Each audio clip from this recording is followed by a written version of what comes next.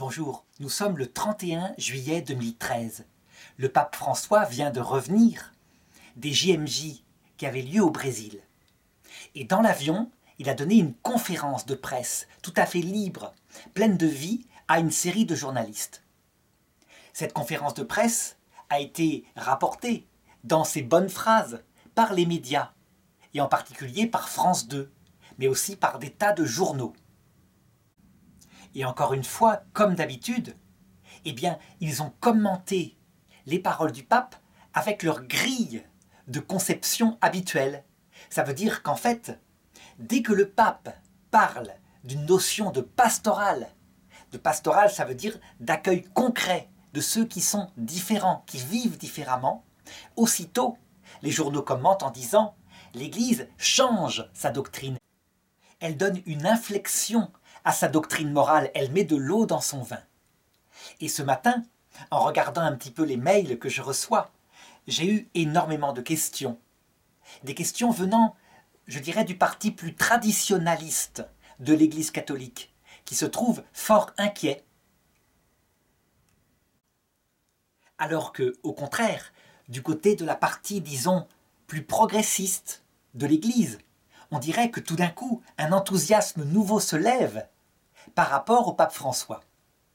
Et bien dans cette petite vidéo, je voudrais montrer qu'en fait, il n'y a absolument pas de changement par rapport à Jean-Paul II, par rapport à Benoît XVI, mais qu'il faut situer exactement sur quel niveau se place le magistère de l'Église et le pape. Alors d'abord, voici la petite phrase sur une interview qui a duré 2 heures, que les médias ont gardée et commentée abondamment. Par exemple, sur France 2 hier, on avait Frédéric Lenoir, le directeur du Monde des religions, qui était invité. Et la phrase en question, c'est quand le pape dit « Si une personne est homosexuelle et qu'elle cherche le Seigneur avec bonne volonté, qui suis-je pour juger ?» Et de même, dans la même interview, le pape évoque le problème des divorcés remariés. Et il dit « Il faudra certainement réfléchir à la pastorale des divorcés remariés. Beaucoup de personnes se marient et visiblement ne sont pas prêtes pour le mariage, ne sont pas mûres. » On demande donc à Frédéric Lenoir de commenter, et voilà à peu près de quelle manière il a commenté cela. Il a dit « L'Église annule déjà des mariages. Elle en annule beaucoup. C'est aussi dans le cas dans l'Église orthodoxe. Et donc pour lui, il faut évidemment un synode, un concile, de manière à étendre cette question de l'annulation des mariages. En réalité, si on connaît bien la théologie catholique, on verra que l'Église n'annule pas de mariage sacramentel, jamais. Jamais. Il y a un seul cas où elle annule un mariage naturel, à savoir quand une personne devient chrétienne dans le couple et que l'autre se met à la persécuter jusqu'au martyre. Alors il y a un privilège qu'on appelle pétrinien et qui parfois peut déclarer que ce mariage naturel, qui n'est pas un mariage sacramentel, finalement vaut mieux pas continuer avec parce que ça va faire plus de mal que de bien.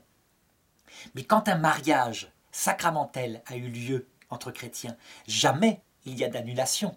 Il y a une reconnaissance en non-validité de l'engagement de ces jeunes, parce qu'ils ont montré plus tard par leur comportement qu'en fait, le jour où ils se sont engagés, où ils ont échangé leur oui, il n'y avait pas assez de maturité pour que ce oui soit lucide. Donc il n'y a jamais eu mariage catholique. Résultat, le commentaire de Frédéric Lenoir, qui semblait indiquer que sur sa doctrine profonde, l'Église allait changer les choses grâce au pape François, eh bien elle a jeté le trouble chez ceux qui connaissent un petit peu la théologie catholique. Et voici qu'au même moment, apparaît sur Internet et mise en valeur sur Internet la pétition venant de 3 évêques en retraite en Australie. 3 évêques qui demandent un concile Vatican III pour réfléchir à toutes ces questions de morale sexuelle. Un concile où soient invités des laïcs. Et ces 3 évêques invoquent en particulier le fait des abus sexuels qui a eu lieu dans l'Église et demandent à ce que des décisions fermes soient prises pour que ces abus n'aient plus lieu, pour que les victimes soient considérées et qu'il y ait réparation.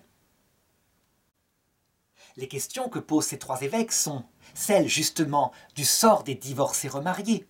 Visiblement, il y a un appel à ce qu'ils puissent communier à l'Église.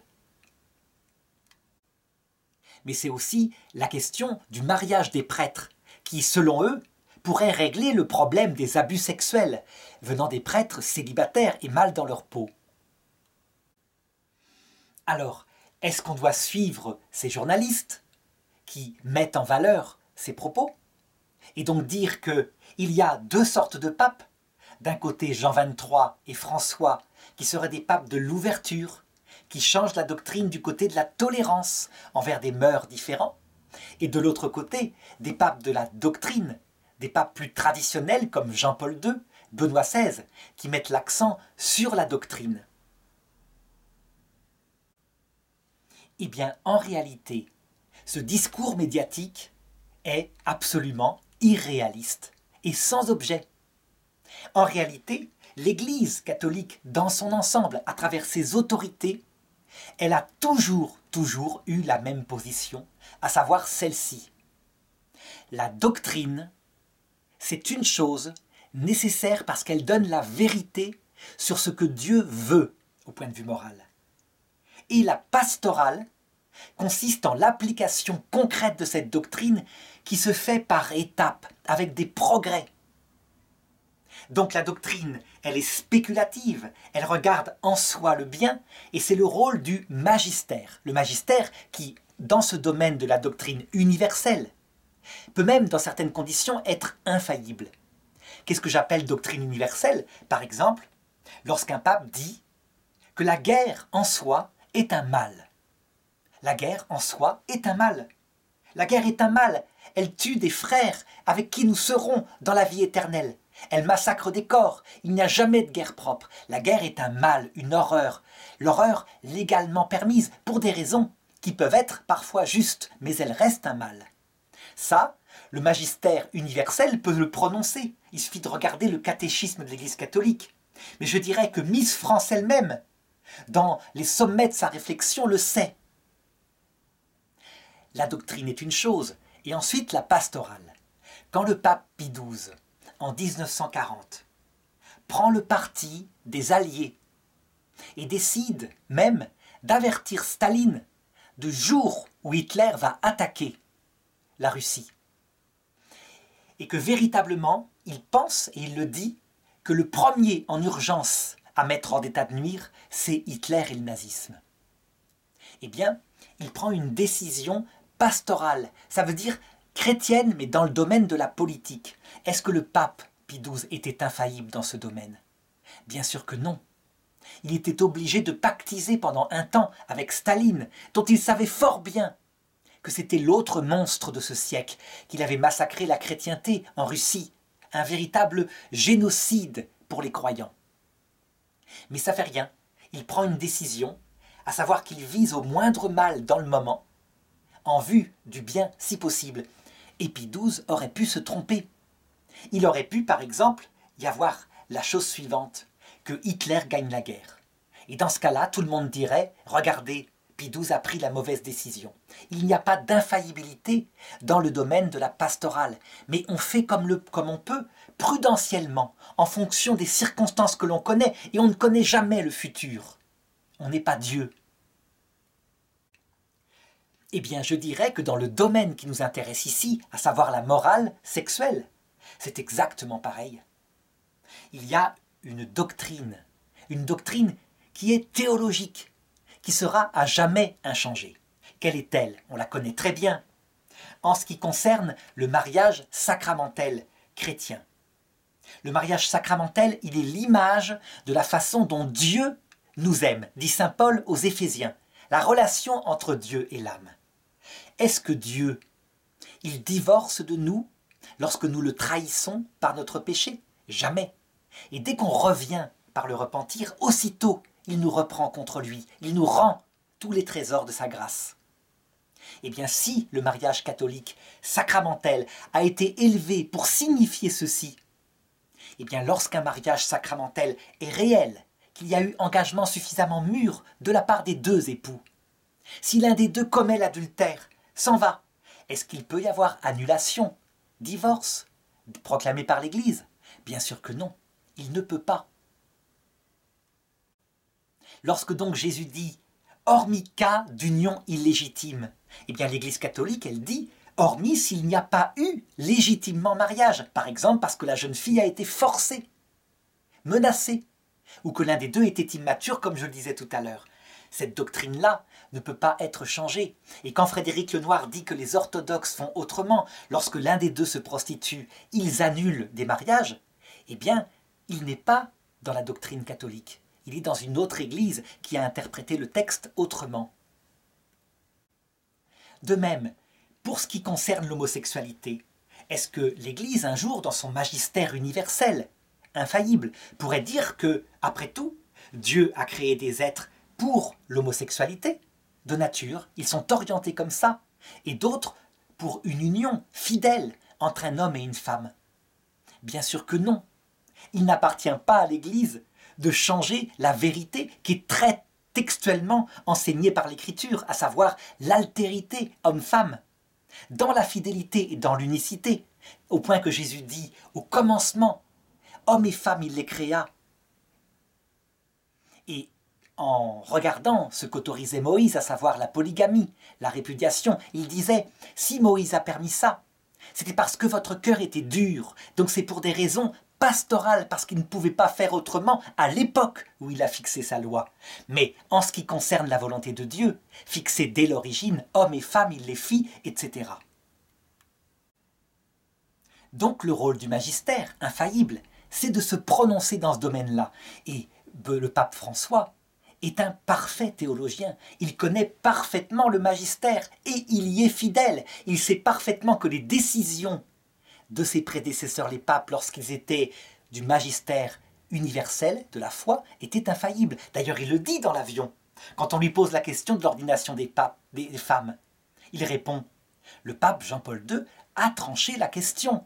Sous-entendu, elle est tranchée par l'Esprit Saint qui a parlé par Jean-Paul II, puisque c'est le dernier dogme en vigueur dans l'Église. Le pape Jean-Paul II dit « En vertu de l'autorité apostolique qui m'a été conférée, je proclame afin que ce soit définitif qu'on ne se pose plus jamais la question, qu'il n'est aucunement au pouvoir de l'Église de donner l'ordination sacerdotale aux femmes. » Le dogme s'arrête là. Aux théologiens ensuite d'expliquer pourquoi. Pourquoi ce n'est pas quelque chose de privatif pour les femmes, mais quelque chose de positif, parce que leur vocation, on le voit dans l'Évangile, est bien supérieure. La vocation dans l'Évangile, c'est carrément d'évangéliser les apôtres pour leur annoncer la résurrection. C'est carrément d'être présente au tombeau lors de la résurrection. C'est d'entourer l'Église alors que l'Esprit Saint n'est pas encore descendu, avant la Pentecôte, comme si l'Esprit Saint était déjà descendu sur elle, et en particulier sur Marie. Apôtre des apôtres, stabilité de l'Église, vie de prière qui rappelle que la prière est l'essentiel. Si ce n'est pas une vocation supérieure, alors on se demande où est la supériorité dans le christianisme. Alors je dirais que cette question du rapport entre magistère, donc la doctrine universelle du salut, et d'autre part pastorale, donc l'application concrète en fonction de là où en sont les gens, c'est un problème qui a été tout le temps une division dans l'Église et qui ne doit plus être une division. Tout simplement parce que les deux ne peuvent que marcher ensemble. Je voudrais donner un autre exemple. Le pape Benoît XVI, qui lui est considéré comme un pape traditionnaliste, très centré sur la doctrine, etc., émet dans l'avion une pensée par rapport au sida et à sa prévention. Il parle un peu trop vite et il dit ceci. Faire du préservatif la seule prévention au sida, la seule, c'est une catastrophe et même ça augmente le problème. Et il sous-entendait la chose suivante, c'est que lorsqu'on fait de la seule prévention du sida le préservatif, on veut dire par là que l'homme est incapable d'une sexualité humainement contrôlée. Et donc qu'il est mené, comme le disent certaines femmes sur les hommes, par son 21e doigt. On voit bien ce que ça veut dire. Ça veut dire qu'il est incapable de se contrôler. Et le pape répond, pas du tout. La sexualité humaine, elle est gérée par l'esprit. C'est pas la sexualité qui gère l'esprit, c'est l'inverse. Et c'est comme ça qu'en prenant tout l'homme, il peut y avoir une sexualité qui à la fois protège du sida et qui épanouit tout entier l'homme. Donc la fidélité et la chasteté si un homme n'est pas marié. Alors évidemment, les journaux en ont fait une polémique et ont dit « Regardez, le pape dit que le préservatif augmente le problème du sida ». Quand j'ai commenté comme tout à l'heure, on voit que c'est tout à fait différent. Résultat, le pape Benoît XVI revient un peu plus tard sur ses dires et il dit « Mais c'est bien sûr que le préservatif est nécessaire dans certains cas. Si par exemple une prostituée a un client, il est évident qu'elle doit lui faire porter un préservatif. » C'est une parole du 21 novembre 2010. Et aussitôt, les journaux de commenter la parole du pape, en se réjouissant et en disant, alors je commente, je prends simplement un article sur Internet, par exemple un article tiré d'une revue qui dit ceci, « Changement de discours du pape, inflexion de la position du pape sur le préservatif. Le pape autorise le préservatif dans certains cas. » En réalité, le pape ne vient pas d'autoriser le préservatif dans certains cas, il ne l'a jamais interdit. Il dit simplement que la prostitution est évidemment un péché en soi. C'est évident qu'on n'aille pas dire que la prostitution, tout d'un coup, le pape inflexerait sa position et qu'elle deviendrait un bien. Mais qu'il ne faut pas ajouter à quelque chose qui ruine une femme dans ce qu'elle a de plus précieux, qui devrait être le don de son amour, en ajoutant à cela la mort, la communication de la maladie, etc. C'est du bon sens. Le pape Benoît XVI, simplement, parle en pasteur ce jour-là, alors que dans l'avion, il avait parlé, je dirais, en analyste philosophique de ce que provoque l'exaltation du seul préservatif. Eh bien, qu'en est-il du pape François ? Eh bien, je dirais qu'il est, comme le pape Jean XXIII, un pasteur dans sa spiritualité et un théologien beaucoup plus que le pape Jean XXIII. Mais il est un pasteur, ça veut dire que lui, il a le sens des gens là où ils sont. Est-ce qu'en étant un pasteur, il sortirait de la doctrine de l'Église, comme le pensent avec angoisse certains qui sont traditionnalistes? Pas du tout. Et pour le comprendre, il suffit de regarder l'Évangile lui-même. Frédéric Lenoir prenait ce texte, d'ailleurs comme exergue, et là, je crois que c'était très bien vu. Il s'agit de l'Évangile selon saint Jean, chapitre 8. On amène à Jésus une femme surprise en flagrant délit d'adultère.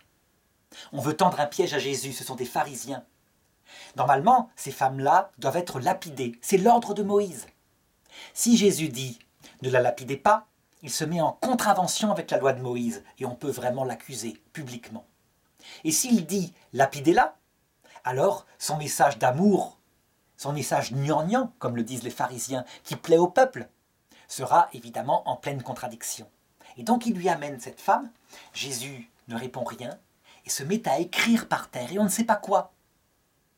Est-ce qu'il écrivait des péchés, des noms, ou est-ce qu'il écrivait simplement n'importe quoi? On ne sait pas. Toujours est-il qu'il se relève, et il prononce cette parole qui est connue, que celui qui n'a jamais péché lance la première pierre. Et la Bible, à ce moment-là, a un passage très amusant en disant qu'ils partirent tous en commençant par les plus vieux. Ce qui veut dire ce que ça veut dire. Et que tout homme qui connaît comment fonctionne sa nature sait que c'est vrai. Alors Jésus se retrouve seul avec la femme et se redressant, il lui dit « Femme, où sont-ils? Personne ne t'a condamné ?» Et la femme, dans toute sa détresse, lui répond « Personne, Seigneur. » Alors Jésus lui dit deux choses. « Moi non plus, je ne te condamne pas. Va et désormais ne pêche plus. » En fait, ces deux phrases-là, collées, résument tout ce que je veux dire dans cette vidéo. Elles résument l'union entre la pastorale qui reçoit cette personne là où elle en est, et d'autre part, l'enseignement du magistère qui dit la vérité. On peut dire que la caractéristique de Jésus, elle est donnée dans la Bible, par justement cette union entre amour et vérité. C'est un texte qui est dans le psaume 85-10. Ce psaume annonce qui sera le Messie. Il dit ceci, « Proche est son salut, le salut de Dieu, pour celui qui le craint. » Ça veut dire qui a peur de l'offenser. Car la gloire bientôt habitera notre terre. Amour et vérité se rencontreront ce jour-là. Amour et vérité unis, justice et paix unis. Pas amour d'un côté, comme par exemple Monseigneur Gaillot, qui disait que l'amour, l'accueil de l'autre devait être tellement fort qu'il finissait par en oublier de dire la vérité. Et comme évêque, il fut suspendu par le pape Jean-Paul II. Mais pas non plus vérité toute seule de l'autre, comme on le voit chez certains évêques traditionnalistes ou plutôt intégristes, à savoir qu'ils disent la vérité. Mais si quelqu'un n'est pas absolument dans la vérité, alors ils le condamnent. Je dirais que ceux qui agissent comme ça, évidemment, ont beaucoup de culot, parce qu'ils devraient commencer par regarder leurs propres dettes.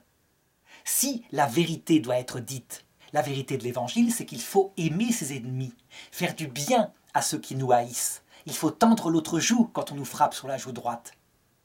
Or, c'est une attitude que l'on voit très peu dans les milieux intégristes, où règne beaucoup de lutte avec de la férocité théologique, un manque absolu de pardon, des excommunications mutuelles sans cesse.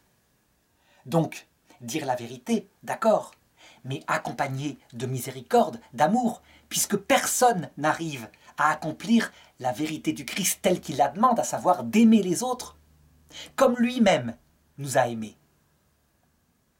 Je connais une sainte particulière qui a appliqué jusqu'au bout cet amour de Jésus. Et je voudrais raconter ici concrètement son histoire pour qu'on voit à quel point on en est loin.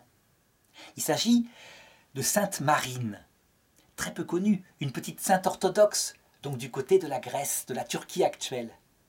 Sainte Marine, en fait, à l'origine, c'est une petite fille qui est accompagnée de son père et elle perd sa mère très jeune. Et son père rêve que d'une chose, c'est d'entrer au couvent. Or, il a une petite fille avec lui. Et comme c'est un homme, eh bien, il la déguise en petit garçon. Elle a 7-8 ans et il lui fait promettre de ne jamais dire, jamais, qu'elle est une fille, sinon elle serait chassée. Et cette petite fille entre au couvent avec les enfants et elle se rend compte que c'est sa vocation. Elle y reste. Son père meurt bientôt. Et comme c'est un moine, très très pieux, le père abbé décide de lui faire confiance et de lui confier les commissions. C'est elle qui part avec le chariot pour faire les courses toutes les semaines. Or voici qu'un jour, la fille d'un boulanger tombe enceinte. Le père est furieux, la frappe et l'interroge, et cette jeune fille dit « Le père de cet enfant, c'est le moine Marin. Il est passé par là et c'est lui qui a couché avec moi. » Le scandale est énorme, le père abbé est prévenu, on interroge le moine Marin, le seul qui sort du couvent, et le moine Marin ne dit rien, n'accuse pas, ne se défend pas. Si bien que comme son silence vaut aveu, on le chasse du couvent. Et comme le moine Marin n'a jamais vécu en dehors d'un couvent, eh bien il s'installe au pied du couvent, sous un escalier, et il restera là plusieurs années. À un moment donné, quand l'enfant est sevré, le père, le grand-père boulanger, se débarrasse de lui et l'apporte au moine Marin pour qu'il s'en occupe. Et donc il se retrouve sous son escalier avec l'enfant, rejeté par sa maman et rejeté par son grand-père. Et il s'en occupe, c'est un petit garçon. Au bout d'un certain temps, le monastère a pitié et accepte d'accueillir l'enfant dans ses murs. Quelques années passent et le moine Marin meurt. Un matin, on le trouve sous l'escalier, mort de misère, de froid.